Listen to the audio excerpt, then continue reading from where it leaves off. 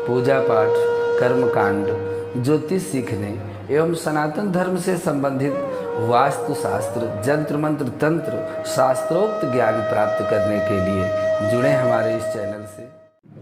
नमस्कार मित्रों, स्वागत है हमारे इस ज्योतिष शिक्षा के कार्यक्रम में, जहां पर आप नित्य निरंतर ज्ञानार्जन और विभिन्न वेद पुराण शास्त्र की बातों का अध्ययन कर रहे हैं। कुछ लोगों ने बहुत समय से गुरु पूर्णिमा के पहले से एक प्रश्न कर रखा है कि कोई गुरु हमने कभी भूल बस कर लिया था, लेकिन जब हमने व्यवहार में जाना तो वह हमारे गुरु के योग्य नहीं मिले।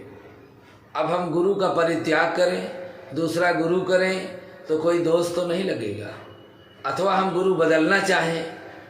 ये एक बड़ा प्रश्न है, काफ़ी समय से समाज में व्याप्त है।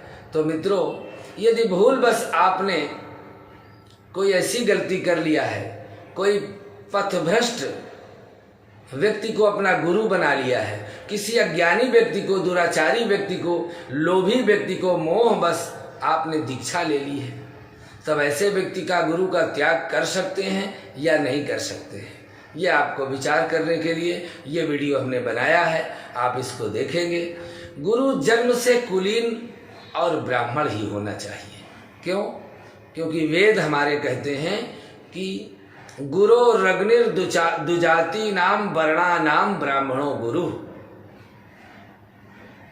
जितने भी वर्ण है, ब्राह्मण, क्षत्रिय, वैश्य, ये 4 वर्ण की जो शूद्र, इनकी जो सृष्टि है, इनके सब के गुरु भगवान ने ब्राह्मण को नियुक्त किया है।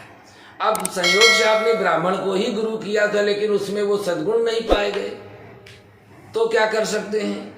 तो शास्त्र को लेकर के यदि हम कहते हैं तो गुरो रग्निर दुजाति नाम। दुजाति नाम, दुजाति कौन है? ब्राह्मण, क्षत्रिय और वैश्य, इनके गुरु हैं कौन?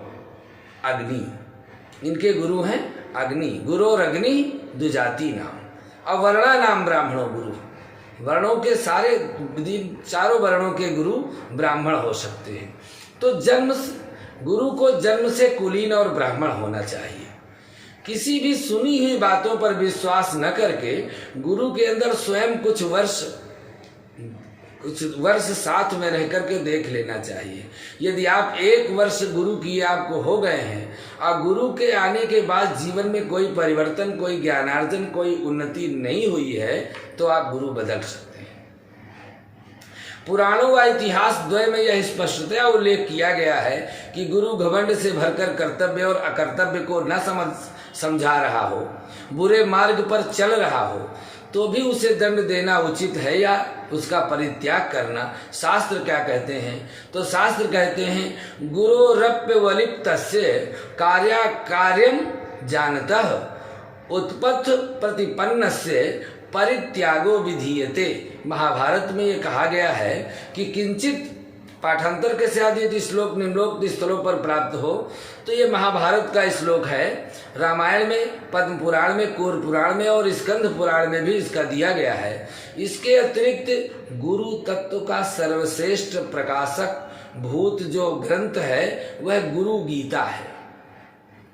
गुरु गीता के 198 का ही अभिमत है कि यदि गुरु ज्ञान रहित है, मिथ्यावादी है, भ्रम फैलाने वाला है, ठग है, तो वह त्यागने योग्य है। ज्ञानहीनो गुरुस्त्याज्यो मिथ्यावादी विडंबकः।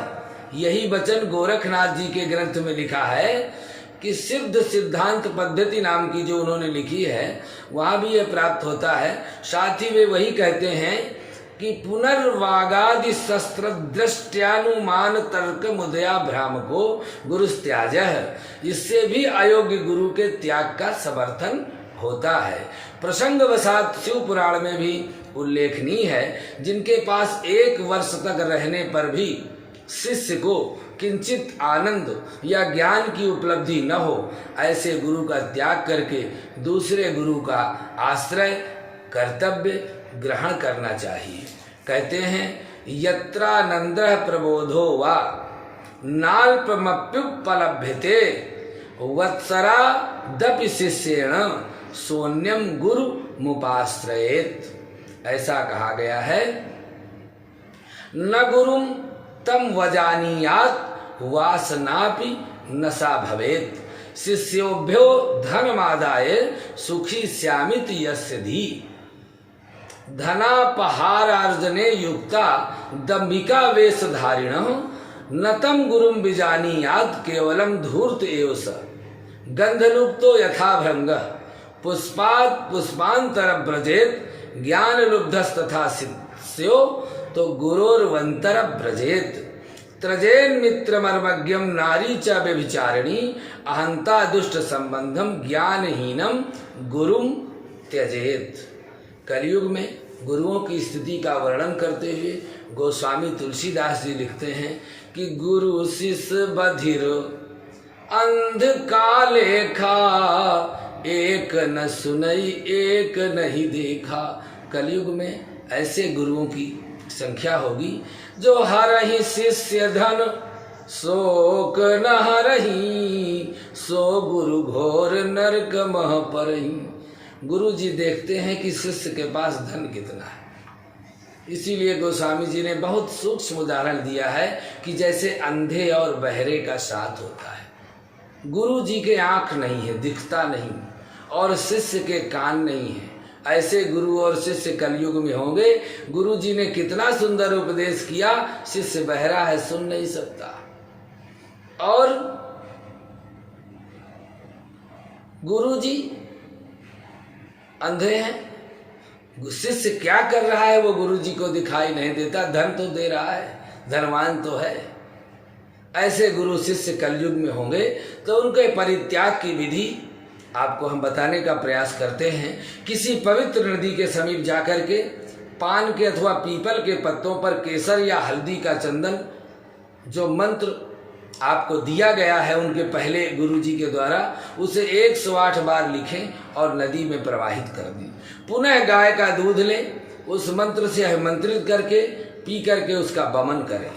तत्पश्चात स्नान करके घर आ जाएं, पुनः मंत्र का जप ना करें और ना ही उस व्यक्ति के पास जाएं। शास्त्रों में ऐसे बहुत से सारे वाक्य हैं, यह ऐसा प्रमाण दिया गया है। फिर जिन गुरु का आपने चयन किया है उनकी शरण में जाकर पंचगव्य का प्राशन करके और जितने 10 प्रकार के अवधृत स्नान होते हैं उनको करके सभी पापों का प्रायश्चित करके गुरु मंत्र को लेकर के और उसका निरंतर जप करें, क्योंकि मानव जीवन में गुरु मंत्र के जप की संख्या 9 करोड़ बताई गई है। अब उसको निरंतर यदि हम प्रत्येक श्वास पर नहीं करते हैं, 22,600 बार मनुष्य 24 घंटा में श्वास लेता है। अब गुरु करने के बाद कोई भी श्वास ऐसी न हो जो बिना मंत्र के आए जाए। हर श्वास पर मंत्र का प्रयोग होना चाहिए, ऐसी विधि दी गई है।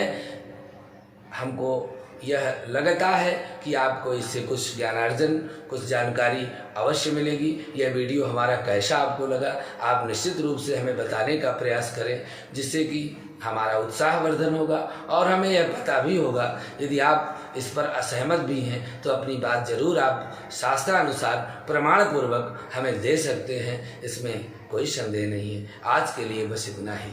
नमस्कार।